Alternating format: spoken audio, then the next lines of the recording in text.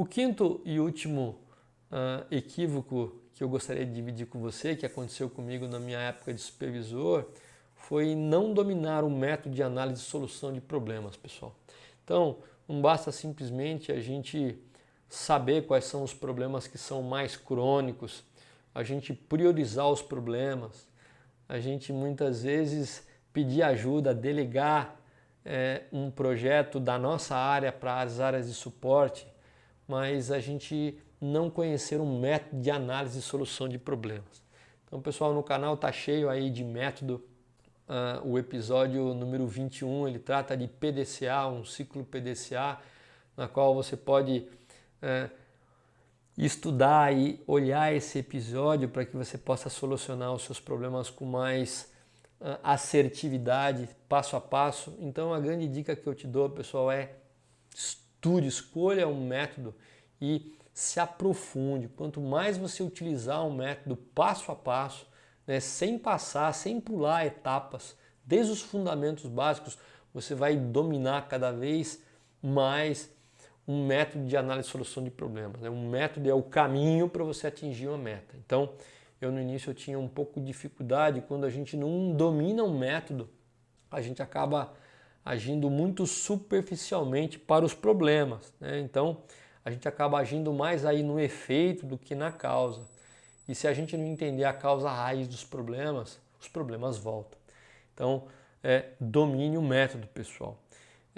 A partir do momento que eu não conhecia o método em profundidade, eu tinha pouca definição em relação ao problema, que é a primeira etapa.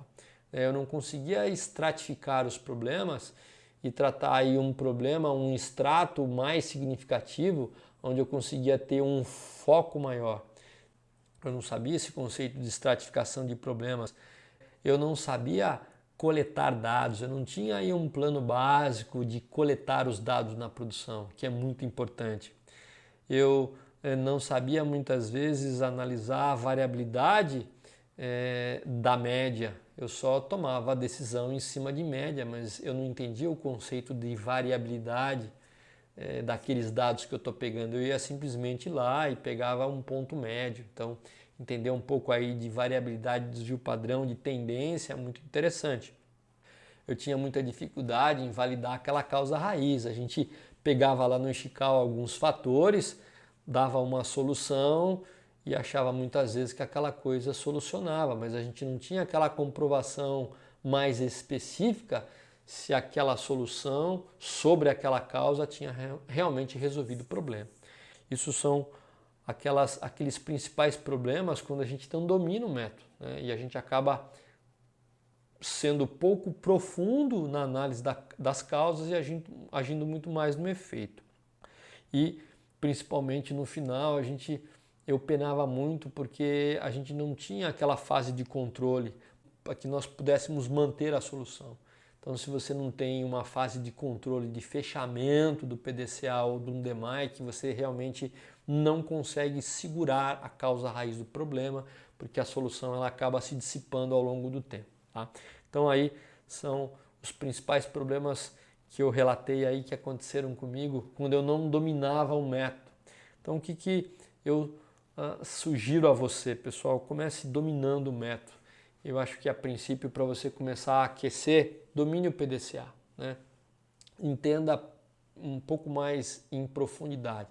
E você só aprende aplicando, errando, colocando realmente em prática, tirando dúvidas com as pessoas envolvidas que têm um pouco mais de experiência, mas pratique, estude, domine esse método, porque ele é fundamental para você resolver qualquer tipo de problema. E depois que você estiver mais maduro em relação a esse método, você pode ir aí para o DMAIC, que tem um pouco mais de profundidade, utiliza um pouco mais de estatística envolvida, mas se você domina o PDCA, você vai tirar aí o aprendizado do DMAIC com muita facilidade.